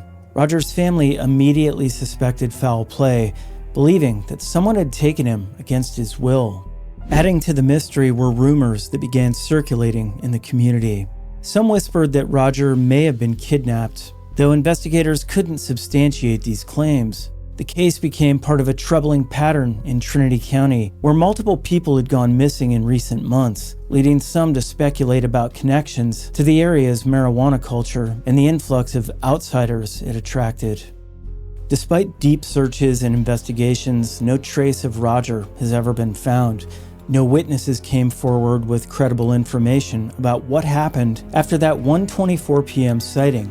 The case has remained frustratingly cold, with few details available to guide investigators toward answers. Despite this, Roger's family has never given up hope. They've offered a substantial $30,000 reward for information leading to his whereabouts, demonstrating their unwavering commitment to finding answers about what happened to their loved one.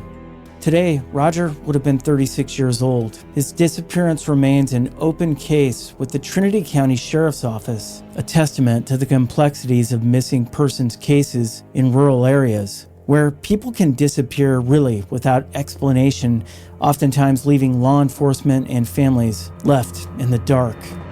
If you have any information about Roger Hare's disappearance, contact the Trinity County Sheriff's Office at 530-623-2611. July 7th, 2012. What should be a peaceful weekend getaway into the Alaskan wilderness instead becomes the start of one of Alaska's most haunting unsolved disappearances.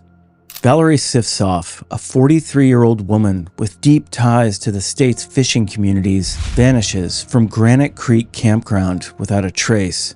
What follows is an agonizing search that stretches across months in a mystery that still lingers more than a decade later.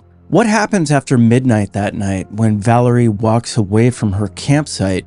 Is it the forest, the water, or something else entirely? I've spent many nights in those same woods. I've walked the game trails, swam in the glacier-fed creek, and I've seen things out there that I still can't explain. This is the true story of Valerie Sifsoff, one of Alaska's most haunting disappearances, and this is Northern Crimes.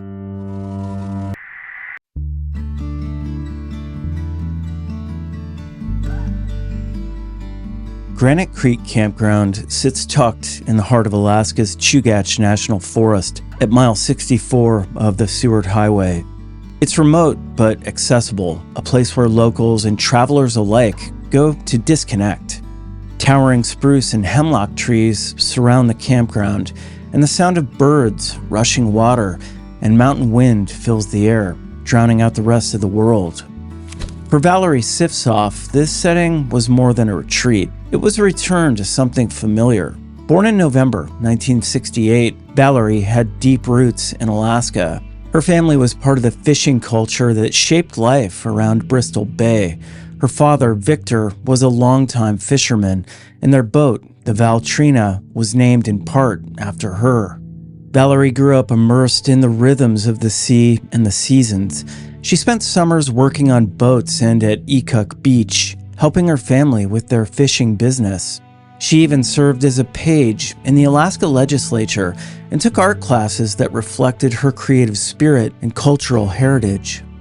By 2012, Valerie had returned to Anchorage after spending time in Seattle.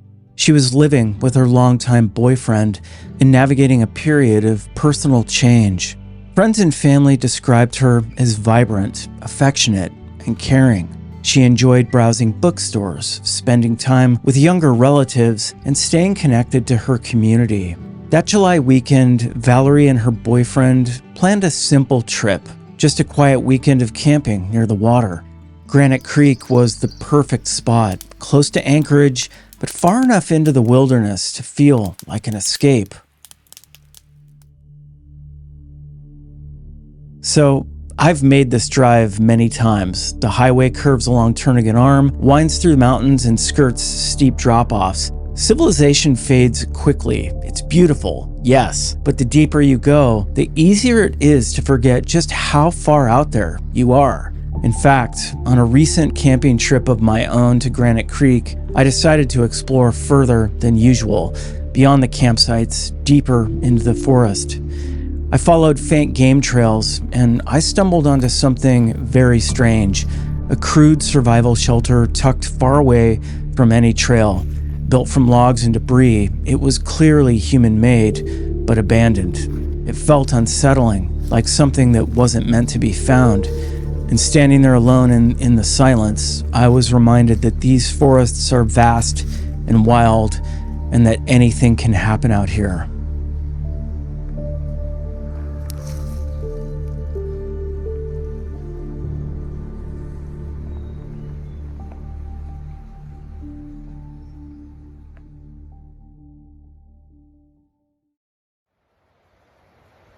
It's weird, man. It's honestly like super creepy back here. I mean, in addition to this being absolute total bear country, it doesn't take long behind this campground where you just kind of, I don't know, man. If you weren't good with direction, you could get turned around real quick, and I don't know. I also think about Valerie Sifsoff, who disappeared in this campground a bunch of years ago. I think about her every time I come here, and I don't know, man, just seeing this little shelter here just freaked me out. Whoever was out here dropped trees with what looks like an axe. Some other trees dropped here. I mean, it's like, was somebody like squatting here? Or like, did somebody build this for fun? I mean, this is like a pretty serious shelter. Like, these are, I mean, this is like a real shelter, like a real wilderness shelter. And they're right by a water source. And it's honestly totally hidden from the campground. It's probably 150 yards back in the woods, which 150 yards is actually, you know, it's quite a distance, really. Look through here a little bit more. A little bit of a trail.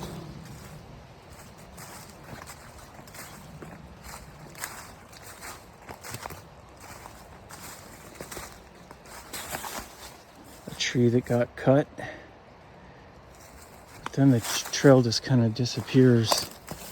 I mean, there's not really a trail. It just kind of disappears.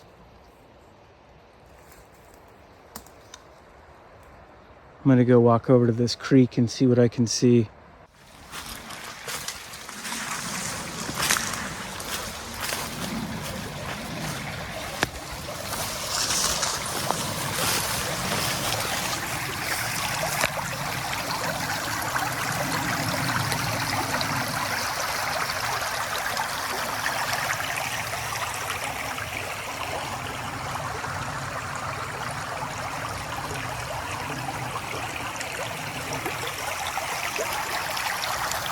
don't know, maybe I'll cross this thing tomorrow morning if the weather's good and see if I can find more of a trail here that heads over to the main river.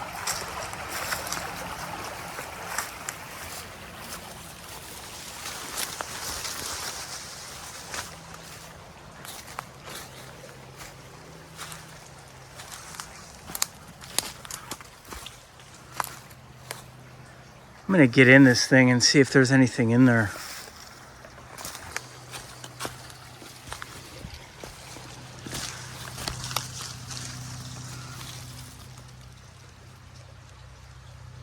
Doesn't look like it.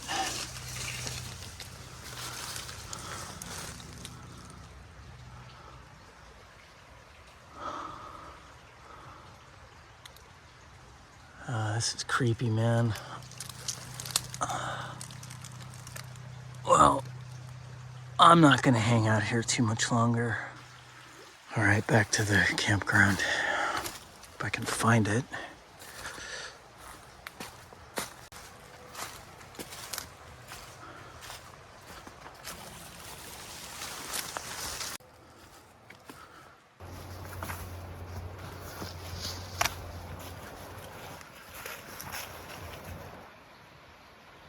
Okay, here's the trail that I had blazed through earlier.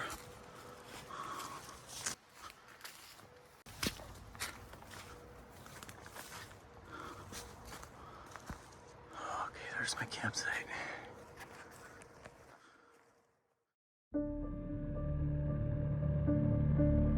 That night, campground was quiet.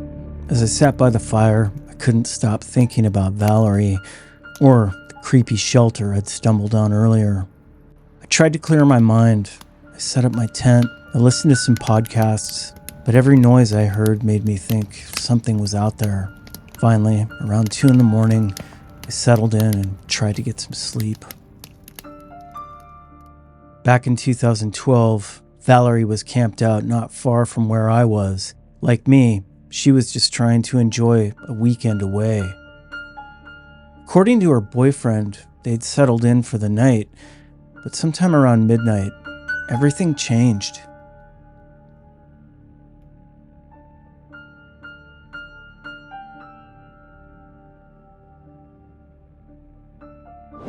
The only real account of what happened that night comes from Valerie's boyfriend. He told investigators that they'd gotten into an argument and that Valerie walked off into the night. This was something he said wasn't unusual in their relationship. They often gave each other space after disagreements, but this time, Valerie didn't come back. She left behind her keys, her ID, her phone, everything. Days passed with no sign of her, and it wasn't until July 11th, 4 full days later, that she was reported missing to the Alaska State Troopers. The delay raised questions. Why wait 4 days to report someone missing in such remote terrain? Her boyfriend claimed they often gave each other space, but 4 days in the Alaskan wilderness seemed dangerously long. Later, it would come out that he thought she had gotten back to Anchorage somehow and just chose not to contact him. But unfortunately, he was wrong. The details in the report were chilling. Valerie was last seen wearing a black sweatshirt-style jacket, blue sweatpants, and black boots. She stood 5'5" and weighed around 120 pounds. She'd vanished into some of the roughest terrain in the state. The search effort that followed was enormous. Valerie's father, Victor, was fishing in Bristol Bay when he first got the call. He flew back to Anchorage immediately and rushed to the campground. He would spend the next several months consumed by the search for his daughter. Family, friends, troopers, military personnel, and volunteers all joined in. They covered every inch of the surrounding forest on foot, scoured the riverbanks, and sent helicopters overhead. Boats searched nearby waters, including the 6 Mile River. Search dogs traced scent trails that led nowhere. The terrain worked against them at every turn. Granite Creek is swift and cold, fed by melting snow and heavy summer rains. The forest around it is a maze of dense alders, trees, steep ravines, game trails, and old logging roads. At night, it's nearly impossible to navigate without light, or at least a sense of direction. And out there, believe me, it's easy to get turned around. Despite the best efforts of everyone involved, no trace of Valerie was found during those first critical weeks. And then the weather turned. A brutal storm swept through the region, dumping 9 inches of rain, even some snow. The search had to be suspended. But the family never stopped. They organized their own searches. They posted flyers and launched a blog to keep Valerie's name in the public eye. They knew the odds were shrinking, but they refused to let the trail go cold. Then, a few months later, something finally surfaced. In the fall of 2012, clothing matching what Valerie had been wearing was found near 6 Mile Creek. A green shirt, a black DKNY hoodie, items her family immediately recognized. It was a devastating discovery. For those who understood the currents and the river system in Alaska, the meaning was clear. If Valerie had fallen into the creek, the water could have carried her clothing far from the point of entry, while her body remained hidden. That discovery reignited the search, but also raised new questions. If she'd fallen into the creek, how did she get to that location? Had she wandered farther than anyone thought? Or was she somewhere else entirely before ending up near the water?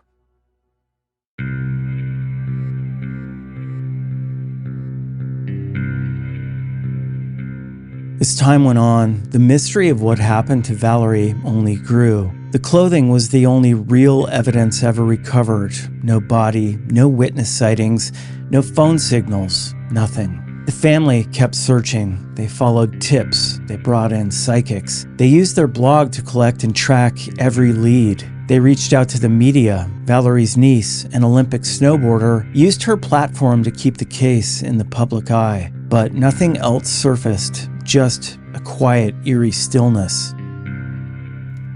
When I explored the forests around Granite Creek just a few weeks ago, I thought about how that stillness must have felt to Valerie's family. The endless trees, the cold water, the hidden places that no one ever finds unless they know exactly where to look.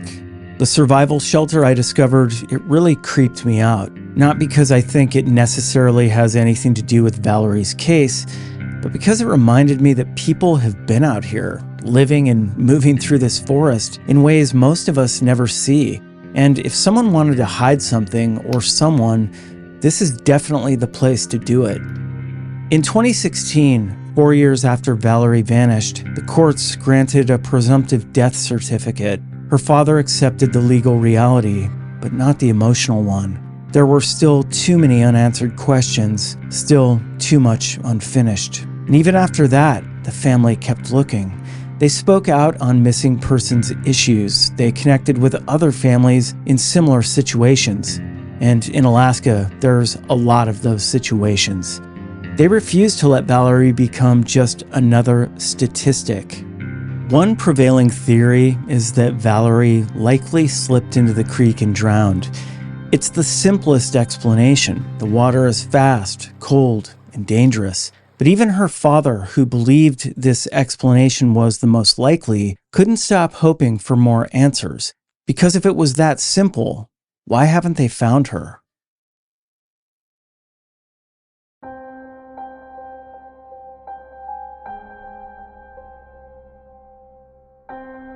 More than a decade has passed since Valerie Sifsoff vanished. The campground remains open. Families still visit. Campfires still crackle. But for those who know what happened here, the place feels different. It certainly does for me. Valerie's story lives on in flyers, in blog posts, and in the memories of those who loved her. Her father must think of her every day. Her family still drives that highway, scanning the trees, wondering if maybe, just maybe, something will finally appear. The Valerie they remember was joyful and bright. She loved art, family gatherings, and the deep traditions of her culture. She had plans, hopes, people who loved her. Her family has shared those memories so that she's not defined by her disappearance, but by the life she lived before it. Alaska has one of the highest rates of missing persons in the U.S. Its landscape is breathtaking, but it's also brutal, remote, unforgiving. And for those trying to find answers, it often feels like the land itself is working against them. Even now, her case remains open. Alaska State Troopers still welcome tips. The family still offers a reward for any information that might lead to answers. They're not seeking revenge, they just want to know what happened. A few weeks ago, when I stood again by the creek, listening to the endless flow of water, I thought about how quickly someone could vanish here. One misstep, one turn off the trail, and then nothing but trees, time, and the elements. Or maybe it wasn't an accident. That question, the one that no one can answer, is what makes this case so haunting. Valerie didn't plan to vanish. She had people to see, things to do, a life she was still building. She deserved more than to disappear without a trace. Somewhere out there, the final piece of her story is waiting. And until it's found, her family is going to keep searching. Her story will keep echoing through the forest, and her name won't be forgotten. If you have any information about the disappearance of Valerie Sifsoff, please contact Alaska State Troopers at 907-262-4453 or the Alaska Bureau of Investigation Missing Persons Clearinghouse at 907-269-5038. Reference incident number AK122-19013. This video was for Valerie and for every family still waiting.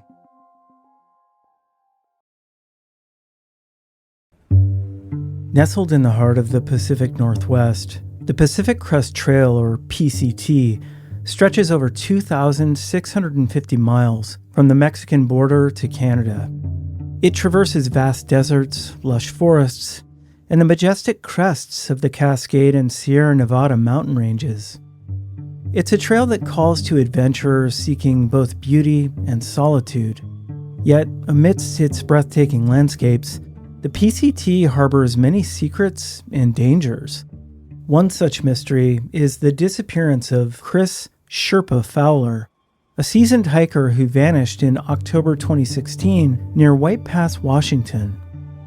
As we unravel his story, we explore the man behind the trail name and the unresolved questions that continue to haunt his loved ones. This is Northern Crimes.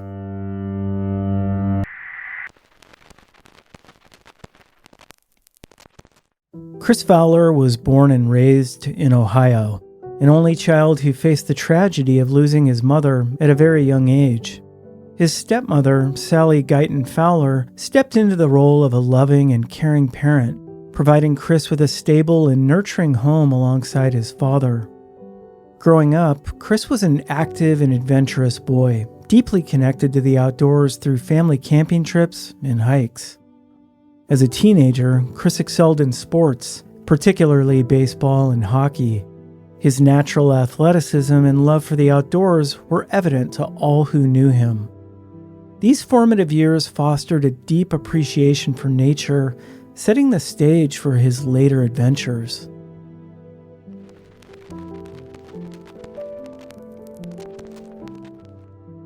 Chris pursued higher education, earning a degree in business marketing and communications. He began working in logistics for a trucking company and eventually married.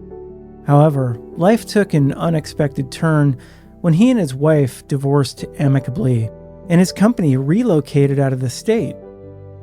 Chris decided not to move, opting instead to embrace a new challenge, hiking the Pacific Crest Trail. The idea of embarking on a long-distance hike appealed to Chris's adventurous spirit. He saw it as an opportunity to reset his life and connect more deeply with nature. With meticulous planning, he mapped out sections of the trail and arranged for supply packages to be sent to checkpoints along the way. He trained in Colorado with a friend, preparing himself physically and mentally for the journey ahead.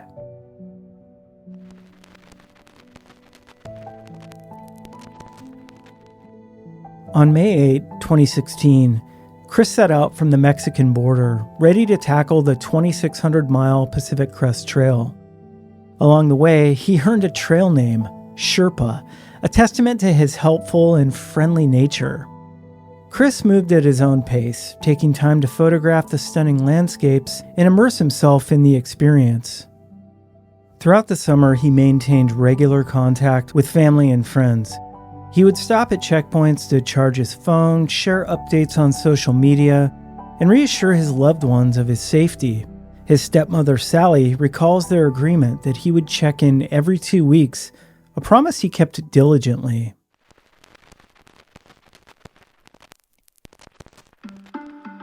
By October 2016, Chris had covered over 2,200 miles and entered Washington state. With less than 400 miles to go, he faced the final and most challenging leg of his journey. On October 12th, Chris was last seen at a Cracker Barrel near White Pass, where he stopped to get a coffee before heading back to the trail. He attempted to call his father that day, but the call went unanswered. Shortly after, his phone signal disappeared. A severe storm, Typhoon Songda, was forecasted to hit the area, and Chris faced a difficult decision. Despite lacking proper winter gear, he chose to continue hiking, determined to complete the trail. The storm brought intense wind, rain, and cold, making the already treacherous terrain even more dangerous.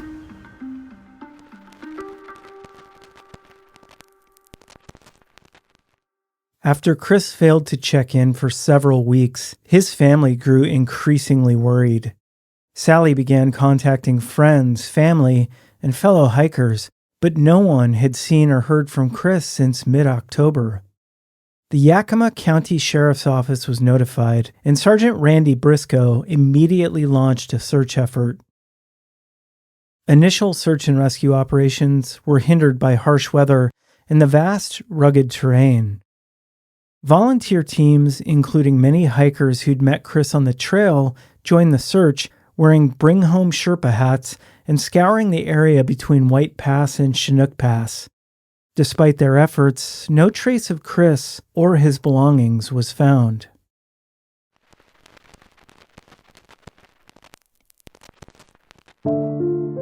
Sally Guyton Fowler's determination to find her stepson never wavered.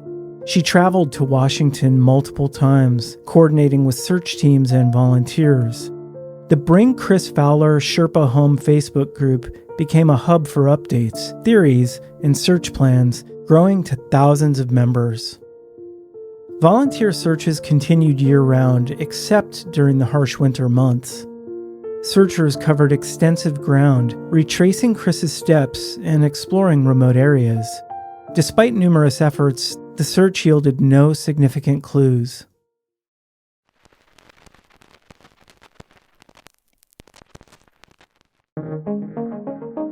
Several theories emerged about Chris's disappearance. Some speculated he may have succumbed to hypothermia during the storm, unprepared for the severe weather conditions. Others considered the possibility of an animal attack or foul play. But the lack of any physical evidence, such as a pack or tent, just added to the mystery. Unverified settings and false leads, like a bear hunter's claim of seeing Chris near Blowout Mountain, complicated the search. Each lead was thoroughly investigated, but none provided conclusive answers. The search even extended to South America following a tip, but it didn't result in any new information.